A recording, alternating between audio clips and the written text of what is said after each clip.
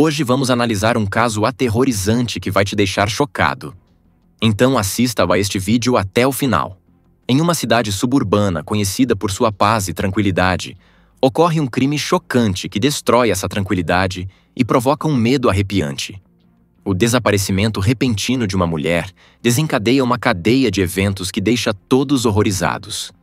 A mulher, que antes era uma figura bem conhecida na comunidade, desapareceu sem deixar rastros, deixando para trás um mistério que assombraria as pessoas por muito tempo.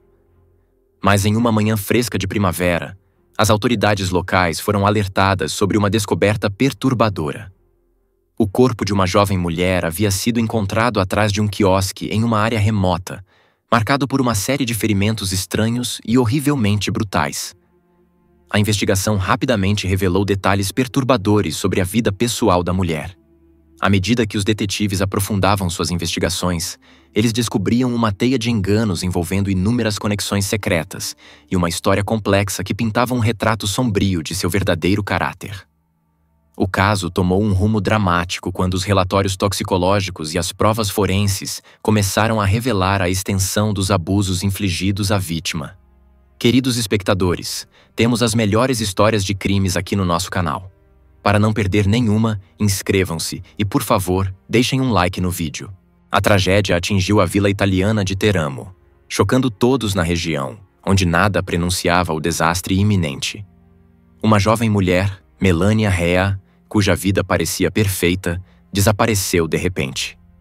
Os segredos horríveis de sua família acabaram sendo revelados quando o que inicialmente parecia um desaparecimento acidental se transformou em um crime terrível. Seu marido, Salvatore Parolici, era um veterano de guerra com uma carreira brilhante e uma reputação impecável. Ele parecia o pai e o marido perfeitos. Mas por trás das portas fechadas de sua casa se escondia uma verdade brutal: traição. Intrigas e ódio estavam minando o casamento, transformando a vida de Melania em um pesadelo. Durante anos, ela lutou para manter sua família unida pelo bem da filha pequena, Victoria, sem saber que essa decisão a levaria à morte. O corpo de Melania foi encontrado na floresta com múltiplos ferimentos de faca. Sua roupa íntima estava abaixada, dando a impressão de um assassinato encenado.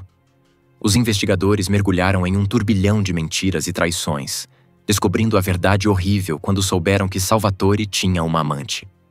Essa trágica história de traição, ódio e desejo de liberdade permanecerá na memória dos moradores da vila italiana de Teramo por muitos anos, lembrando-os de que até mesmo a família mais próspera pode esconder segredos terríveis e mortais. Vamos olhar mais de perto essa história trágica e tentar entender o que realmente aconteceu. Melania Rea, uma bela mulher que era instrutora em um regimento de infantaria na Itália na época da tragédia. Ela era casada com Salvatore Parolici e juntos criavam uma filha de 1 ano chamada Victoria. No dia 18 de abril de 2011, por volta das 3 da tarde, uma terrível tragédia aconteceu. Naquele tempo, a família vivia perto do Planalto de San Marco, em uma pequena vila chamada Ospicia, Itália. Era uma tarde normal de primavera, mas mais fria que o habitual para esses lugares. Por isso, os turistas que caminhavam pela trilha sob as encostas das montanhas não viram as flores que normalmente cobrem o Planalto, já que a neve havia derretido recentemente. No entanto, já havia um bar e pequenas lojas funcionando ali, onde era possível passear e apreciar a paisagem. Nesse dia, um homem com uma criança apareceu. Ele chegou em seu veículo particular e parou no estacionamento. Entrou em um pequeno bar e usou o banheiro. Depois começou a perguntar a todos os locais se tinham visto sua esposa. O nome dela era Melania. A mulher tinha se tornado mãe recentemente e estava desaparecida. Era uma beleza atlética, com longos cabelos escuros e tinha 28 anos. Nos braços do homem estava uma garotinha que se revelou ser sua filha. Naquele momento, não havia nenhuma mulher entre os clientes do bar. Ao descobrir que ninguém parecido com sua esposa tinha sido visto ali, o homem ficou visivelmente nervoso, andando de um lado para o outro. Tornou-se cada vez mais ansioso até chorar, lamentando que sua esposa tivesse sido levada e sequestrada. Todos os presentes decidiram apoiar o pai e sua filha e ajudar na busca. As pessoas saíram para o terraço e caminharam pelo caminho que levava do estacionamento até o bar, na esperança de ver qualquer sinal da jovem mulher ou alguma indicação de para onde ela teria ido. No entanto, nada foi visto. O estranho disse que tinha estado com sua esposa naquela manhã. Depois do almoço, eles chegaram ao parque, onde o homem brincava com a filha perto dos balanços localizados no parquinho. A esposa ia se afastar por um breve momento para comprar um café e ir ao banheiro. No entanto, a mulher não voltou, e o marido literalmente sentiu que algo estava errado. É claro que a primeira coisa que fez foi tentar ligar para sua esposa. O jovem pai fez inúmeras ligações nos últimos 15 minutos, mas sem sucesso. O celular da mulher desaparecida não atendia. O homem tinha certeza de que sua esposa havia sido sequestrada por intrusos em um carro que passava, já que havia uma estrada bastante movimentada. O homem assustado não saiu e não se acalmou. Quanto mais tempo ficava no bar e conversava com a dona, chamada Giovanna, mais coisas estranhas ela notava. Primeiro, ele estava vestido de forma muito leve para uma caminhada em um dia tão frio. Segundo, ele mal prestava atenção em sua filha de 1 ano enquanto lamentava o desaparecimento da esposa.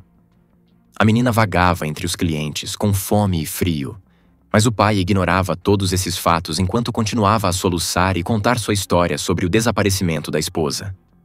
Exatamente às 4:30 da tarde daquele mesmo dia, o telefone tocou no departamento local dos Carabinieri.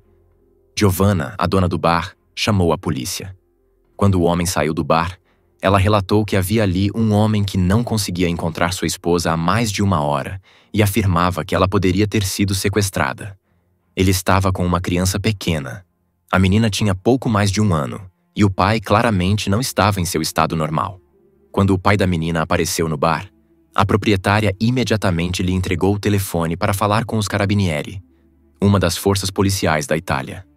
O homem agitado deu ao atendente alguns dados sobre si mesmo e sua esposa desaparecida. Sabia-se que ela tinha uma hérnia e que poderia ter passado mal ao pé das montanhas. Ele contou a mesma história aos outros clientes do bar e enfatizou que sua esposa havia desaparecido depois de se afastar do bar e ainda não havia reaparecido. Ele falava muito baixo, engolindo as palavras, enrolando a fala em quase todas as frases, alternando tudo isso com longos períodos de silêncio. O policial teve que repetir quase todas as perguntas várias vezes. O homem começou a chorar ao telefone e finalmente deu o nome da mulher desaparecida. Ele disse que o nome dela era Carmela. Se confundiu e rapidamente se corrigiu, dizendo que a mulher preferia ser chamada de Melania. O homem também se apresentou, dizendo que seu nome era Salvatore Parolisi.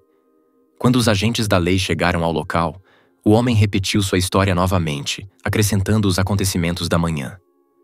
O casal tinha problemas de saúde, por isso foram obrigados a ir a um hospital próximo. No caminho de volta para casa, decidiram parar para uma caminhada e um café. Naquele momento, Salvatore ficou no parquinho com a filha, onde ela estava brincando nos balanços. Quando sua esposa não voltou, ele ficou preocupado, mas não conseguiu contato com ela pelo telefone. Isso foi muito suspeito, porque o sinal estava bom, e a mulher sempre atendia ou retornava as ligações. Mas dessa vez, seu comportamento foi incomum. Ela simplesmente permaneceu em silêncio. Então, Salvatore foi até o bar onde sua esposa deveria ter ido. Lá, ele perguntou a todos se tinham visto uma mulher com a descrição de sua esposa, mas ninguém a tinha visto. Quanto mais tempo passava sem notícias, mais o desespero tomava conta de Salvatore.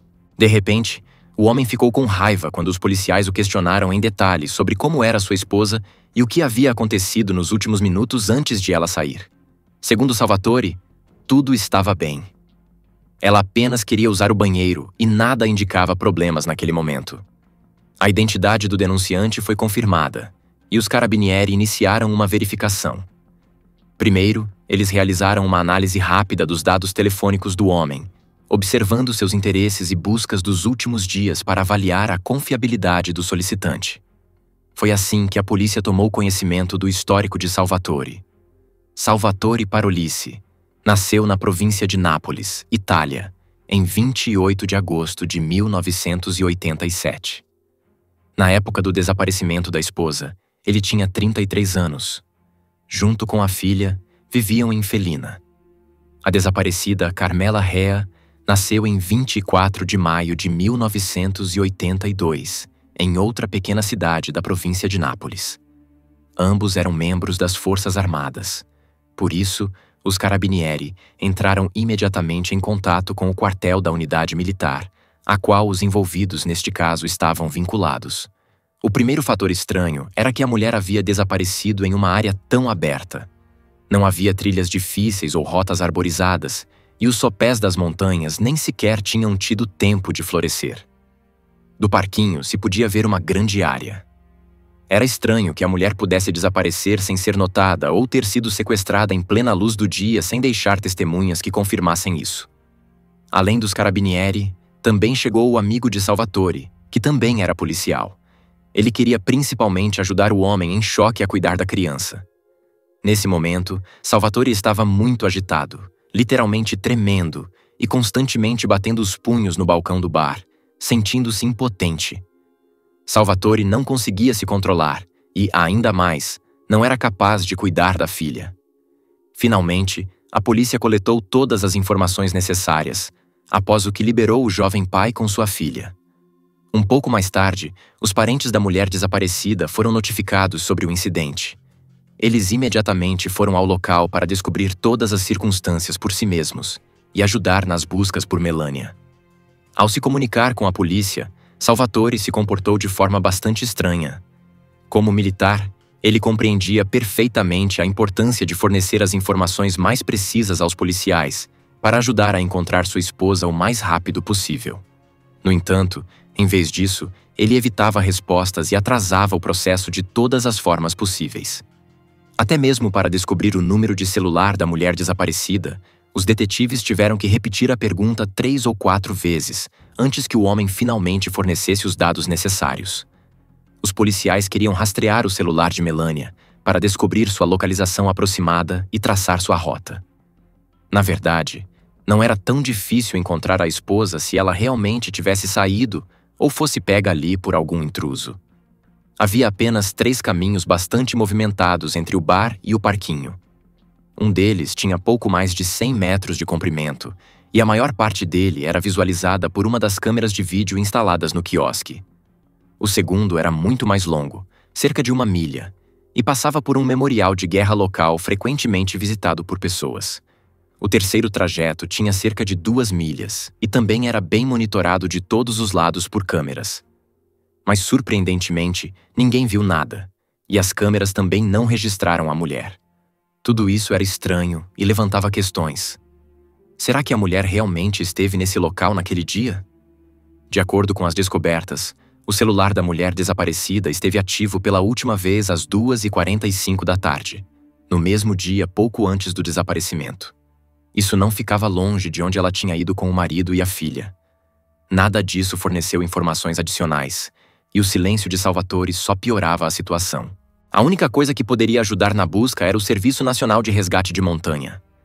Especialistas foram chamados para ajudar nas buscas e chegaram ao local com equipamentos e um cachorro de busca de 14 anos que era mestre em localizar pessoas nas condições mais difíceis. O faro do animal era tão aguçado que ele podia captar um rastro até 20 dias depois de deixado. O animal rapidamente se orientou e seguiu pela trilha pavimentada em direção ao monumento.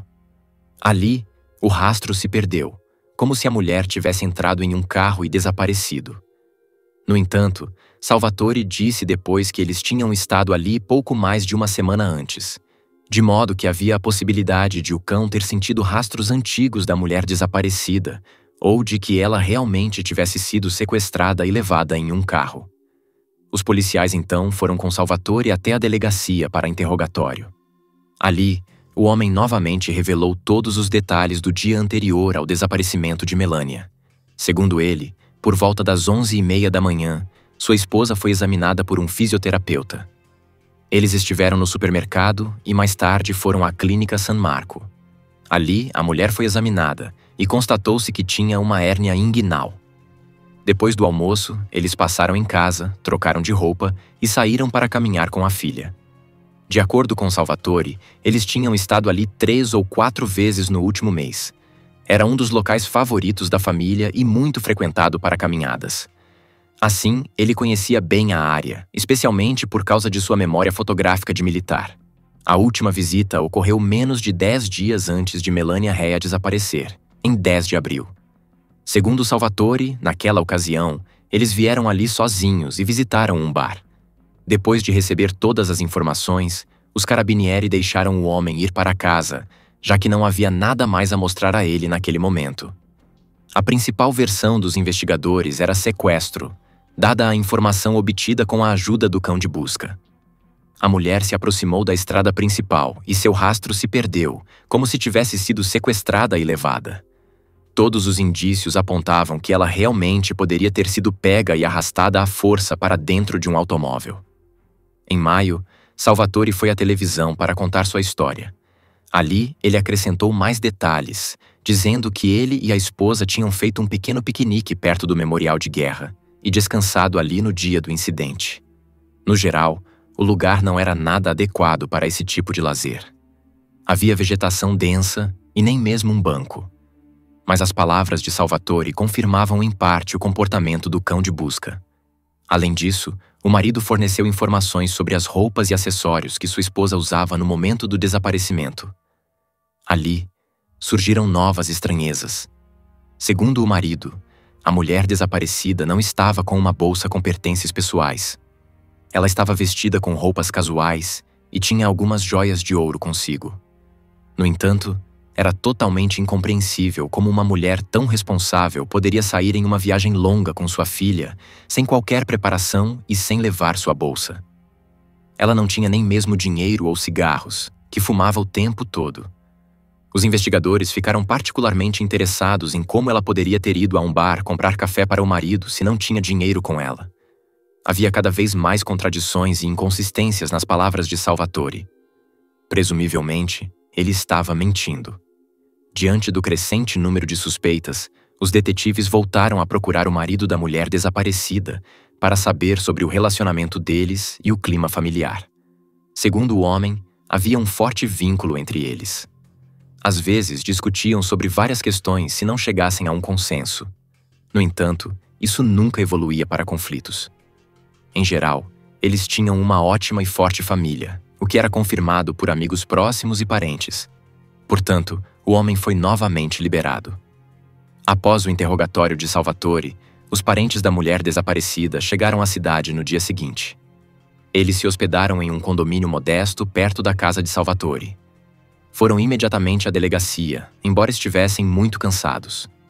A família estava interessada no andamento da investigação e nas descobertas dos detetives até aquele momento. Enquanto isso, os membros da família estavam dispostos a fornecer quaisquer detalhes que pudessem ajudar na busca inicial por Melania. Como se descobriu, a mulher desaparecida tinha 2 telefones, o que seu marido, estranhamente, não informou. Um deles ela usava para falar com o marido e amigos, pois o chip tinha uma tarifa mais vantajosa.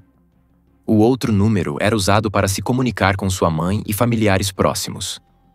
À 1h40 da tarde, no dia do desaparecimento, a sogra da mulher ligou para o segundo número, e elas conversaram por cerca de 5 minutos, durante os quais Melania falou sobre a caminhada e outros acontecimentos daquele dia. Segundo ela, a jovem família iria a San Marco para passear ao ar livre. Eles tinham pouco tempo para isso, no entanto, já que por volta das 4 da tarde toda a família deveria comparecer ao batizado do filho de um amigo. Esse diálogo terminou à 1h45 da tarde. Não houve mais conversa. A polícia notou ainda mais inconsistências na história de Salvatore. Ele respondia a todas as perguntas com respostas monossilábicas, repetindo constantemente tudo o que os policiais já sabiam naquele momento. Os detetives tinham perguntas sem resposta que não conseguiam compreender. Por que a criança ficou com o pai? Por que a mãe não levou a menina com ela quando foi comprar café? Por que eles balançaram no parquinho por meia hora sem parar? A viagem de casa até esse local levava menos de 10 minutos. Melania teria sentido repentinamente vontade de ir ao banheiro nesse curto espaço de tempo? E mais importante, para onde ela foi depois disso? Os parentes da mulher desaparecida se mudaram para a casa de Salvatore. Eles estavam em constante comunicação com ele sobre o que havia acontecido, mas o homem não falava muito. Na maioria das vezes, era evasivo e parecia abatido. Os parentes apoiaram o homem da melhor forma que puderam, ajudando-o a lidar com sua ansiedade e cuidando da criança. Ao mesmo tempo, o marido gentilmente cedeu a ele seu quarto com uma cama grande para deixar os parentes da esposa confortáveis. No dia 19 de abril, toda a cidade já sabia o que havia acontecido. O desaparecimento de uma mulher ali era algo impensável, já que o subúrbio era um dos cantos mais tranquilos e pacíficos da região. Apesar das suspeitas da polícia em relação ao marido da desaparecida, ele nunca tinha tido problemas com a lei antes. Salvatore continuava a aparecer em vários programas de televisão, falando sobre a tragédia que estava vivendo. Paralelamente, as perguntas dos investigadores para ele só se acumulavam. Eles decidiram lançar luz sobre o que tinha acontecido naquela manhã, revisando o celular do principal suspeito. Os carabinieri descobriram que o telefone esteve ligado das 7 às 9 da manhã, mas depois foi desligado até às 6 da tarde daquele mesmo dia. Salvatore também passou novamente pelo Parque San Marco no dia 19 de abril, onde investigadores e equipes de busca estavam trabalhando. No entanto, o homem não demonstrou nenhum interesse no progresso das buscas nem em seus resultados. Em vez disso, simplesmente devolveu o moletom ao dono do bar que havia emprestado no dia do desaparecimento de Melania. Em seguida, saiu imediatamente com a desculpa de que precisava ir trabalhar. Seu comportamento levantou certas dúvidas e preocupações para os detetives. Ao verificarem o celular de Salvatore, os carabinieri descobriram algo interessante. Descobriu-se que ele vinha se comunicando ativamente com uma garota chamada Ludovica no último mês. Havia milhares de mensagens e ligações feitas quase diariamente. Constatou-se que ele mantinha um envolvimento romântico com ela às escondidas. Ele havia se apaixonado por Ludovica em setembro de 2009. A relação entre eles continuou até maio de 2011, mesmo após o desaparecimento da esposa do homem. Foi estabelecido que, ainda no verão de 2009, Melania soube das aventuras extraconjugais do marido e ficou furiosa. Ela se mudou para a casa dos pais à espera do parto, já que estava grávida de uma filha na época. O futuro pai parecia não se importar com isso. Salvatore continuou a cortejar Ludovica, que trabalhava na unidade militar deles naquele momento. A jovem tinha 27 anos. Mais tarde, o casal se reconciliou pelo bem do bebê, e Melania voltou para casa.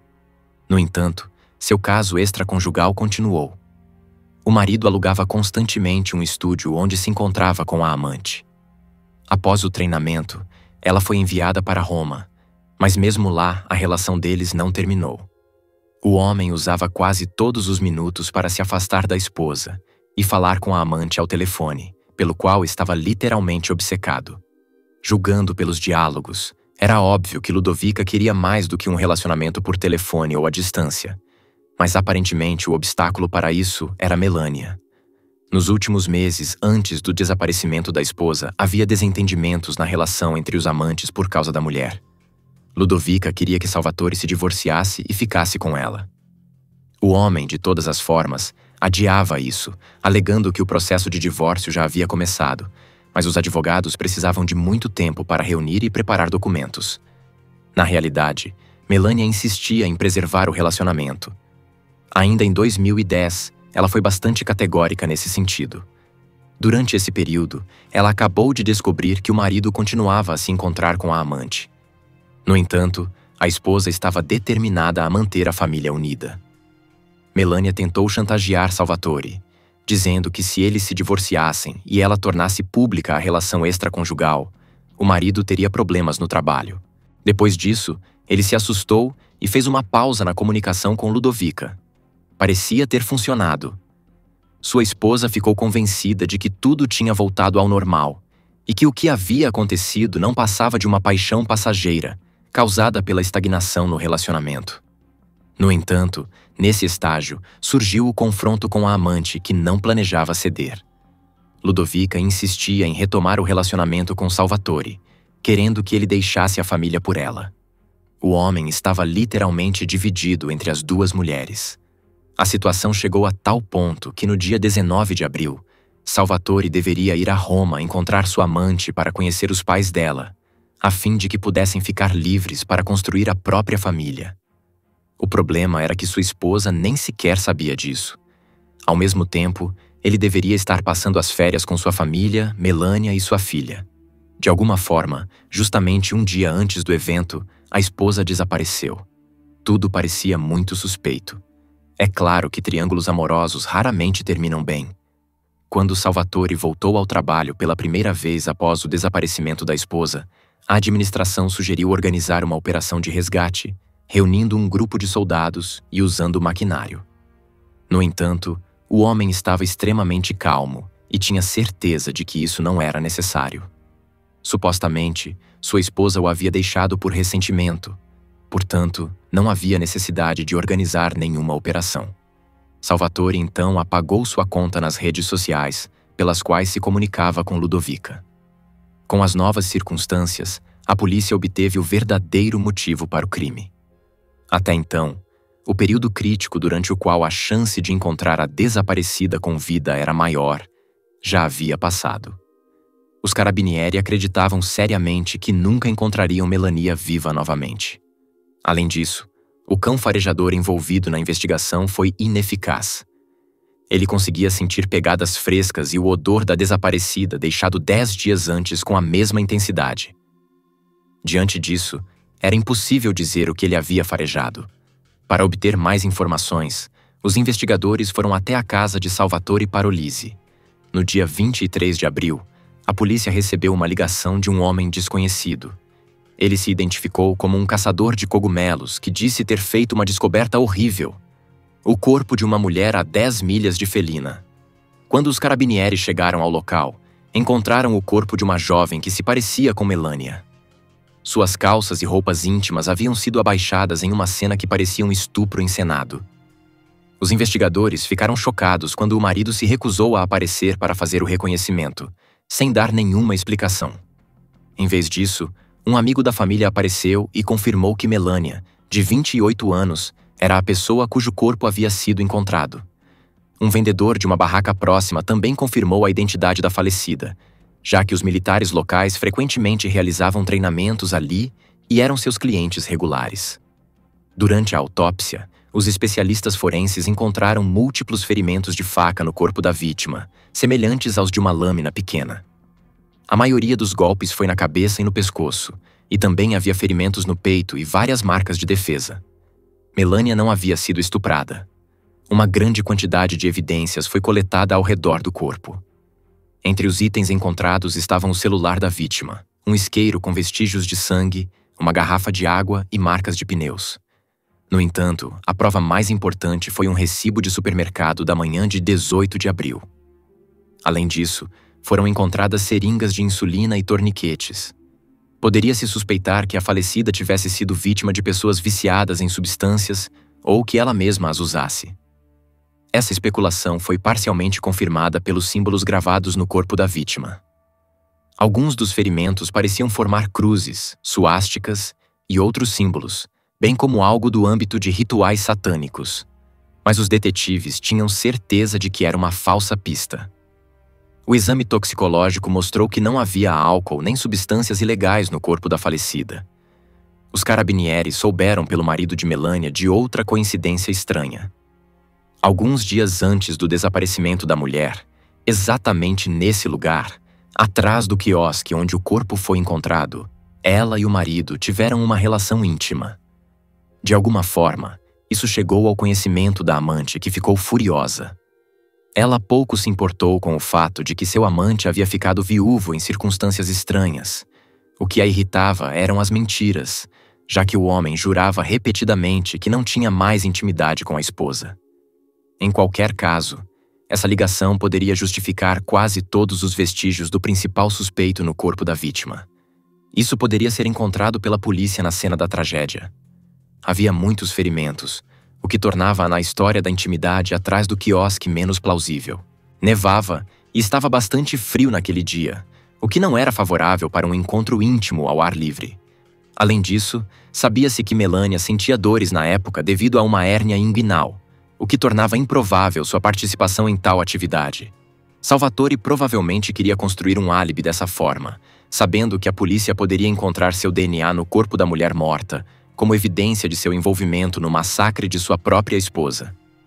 Claro, Tudo isso eram apenas especulações que precisavam ser provadas. Os policiais examinaram toda a área próxima ao corpo com luminol para procurar as menores gotas de sangue. Eles conseguiram encontrar muitas evidências, incluindo uma pegada parcial de bota. Para obter uma nova pista sobre o autor do crime, era necessário determinar quem esteve na área entre os dias 17 e 20 de abril, já que esse foi o período determinado como o momento da morte da vítima. Como se descobriu, soldados do regimento onde o viúvo e sua esposa serviam estiveram na região nesses dias. A polícia interrogou aqueles que poderiam ter visto algo naquele dia. Na verdade, descobriu-se que foram os soldados que deixaram para trás algumas das evidências, nomeadamente uma garrafa de água, um recibo da loja e uma pegada de bota. Isso atrasou os detetives, pois a maioria das provas não tinha relação com o caso. Além disso, os soldados não viram ninguém suspeito naquele dia, e, segundo eles, ainda não havia corpo lá. Os investigadores decidiram olhar mais de perto para a amante Ludovica. Eles descobriram que nos dias 18 e 19 de abril ela não saiu do quartel, portanto, não poderia estar na cena do crime. Ela tinha um álibi confiável. Ludovica também forneceu informações valiosas, dizendo que em 17 de abril de 2011, ela se comunicou com Salvatore sobre o relacionamento deles. Naquele dia, ele disse a Ludovica que sua esposa o estava traindo. Essa mentira pode ter sido contada para encenar um conflito e criar um álibi. Indo mais fundo nos detalhes dos casos extraconjugais de Salvatore, descobriu-se que Ludovica não era a única com quem ele teve um caso. Relacionamentos anteriores também haviam sido com mulheres soldadas. No entanto, Ludovica sabia disso, mas não dava importância. No total, foi revelado que o viúvo amoroso teve relacionamentos com pelo menos 23 mulheres paralelamente. O homem sabia que a polícia descobrira essa informação e temia que pudessem considerar isso como um motivo para represálias contra sua esposa. Para reunir provas do envolvimento do principal suspeito no crime, os detetives instalaram uma escuta em seu veículo e também monitoraram conversas telefônicas. Isso forneceu informações valiosas, pois Salvatore repetidamente organizava monólogos em seu carro, discutindo as notícias sobre o assassinato de sua esposa, o que dava motivos para suspeitar de seu envolvimento no massacre da jovem. No entanto, os detetives ainda precisavam descobrir quem havia visto Melania viva pela última vez e quando. Estranhamente, das 37 pessoas que caminhavam no parque no momento do desaparecimento, ninguém viu Melania ou o pai e a filha nos balanços. Após obter permissão para usar luminol para examinar o carro do suspeito, os peritos encontraram manchas de sangue no interior. Depois que as amostras foram enviadas ao laboratório, a análise confirmou as suspeitas dos investigadores. Havia sangue de Melania.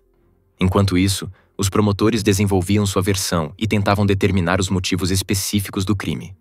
A investigação sugeriu que Melania era uma pessoa controladora que guardava rancor contra o marido por suas inúmeras infidelidades, mas o mantinha preso por causa da filha. Ela poderia ter exercido pressão constante sobre ele, o que agravava a situação. Salvatore encontrou uma válvula de escape em seu relacionamento com Ludovica, que também o pressionava. Melania era a terceira a mais nesse relacionamento, então Salvatore decidiu se livrar dela. Os peritos forenses determinaram que a mulher morreu entre 2h30 e 3h30 da tarde do dia 18 de abril. A causa da morte foram 35 facadas. Ela não havia sido agredida sexualmente, mas a roupa íntima abaixada indicava que o ataque ocorreu enquanto a vítima estava agachada urinando. O autor provavelmente se aproximou por trás e atacou quando a vítima estava vulnerável. A natureza dos ferimentos indicava que o assassinato foi cometido com crueldade particular por ódio pessoal. Salvatore Parolisi foi considerado culpado e condenado a 22 anos de prisão e obrigado a pagar 3 milhões de euros à família da vítima assassinada. Ele atualmente cumpre sua pena em Milão, Itália. A custódia de sua filha foi concedida à família de Melania. A família de Melania mudou o sobrenome da filha Victoria para o da mãe. A filha não visita o pai na prisão e não quer mais conhecê-lo.